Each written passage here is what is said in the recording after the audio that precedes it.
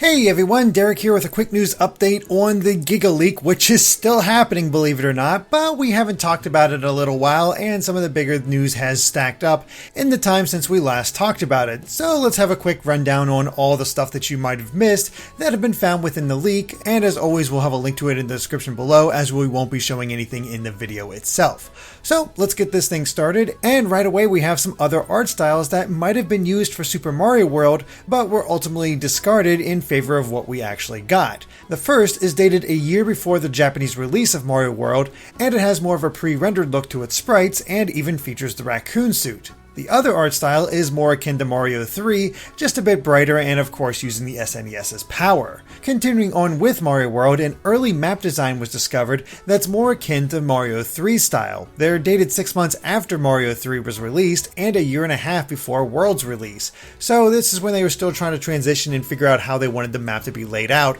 and obviously there was a lot of Mario 3 stuff just being carried over before they decided to give it its own unique style. There's also an old Yoshi sprite that was discovered with a full-on beard and a cane, and it was possibly meant to be in Yoshi's house in Mario World, perhaps a separate character asking you to save the Yoshi eggs. Hard to say for sure, but it is in there.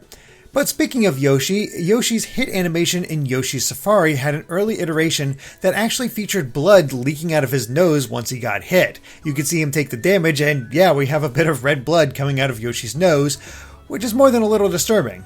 But continuing on the Yoshi train, another version of Baby Mario was discovered for Yoshi's Island that featured Mario in a baby bonnet, but still with a mustache. So yeah, that's just a little odd. I guess they wanted to make sure you still knew he was Mario, so they kept the mustache and had him in a baby bonnet before they decided, like, okay, let's have him not have a mustache because that's a little weird, and let him have his iconic clothes just in a younger form, and we can get rid of the mustache. Continuing over to Super Mario Kart, Podobos used to actually be in the game in the lava tracks where they jumped in and out of the lava to block off jumps over said lava, so it was an extra hazard that I guess they decided to get rid of. In addition, there were more files found related to the Super Donkey prototype game, which feature a differently covered Donkey Kong in the Yoshi's Island style. Also, if you remember the limbless pilot from Super Donkey, a Mario sprite in that same style with no limbs is found as well, actually having the exact same animation. But along with those files in Super Donkey, there were also various sprites for Link in a side-scrolling Zelda 2 style for the SNES.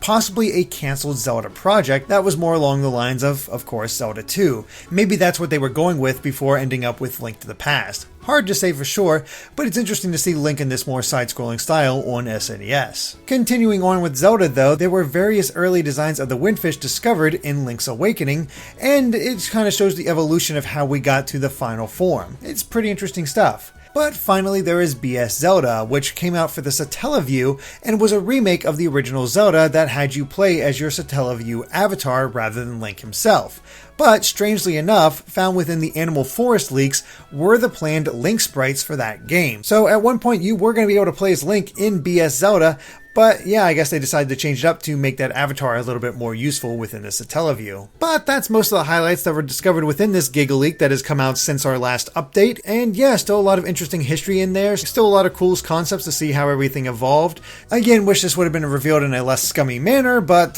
what are you going to do? But yeah, what do all of you think of these discoveries? Let us know in the comments, and of course be sure to subscribe to Game Explained for more on Nintendo and other things gaming as well. Until next time, bye.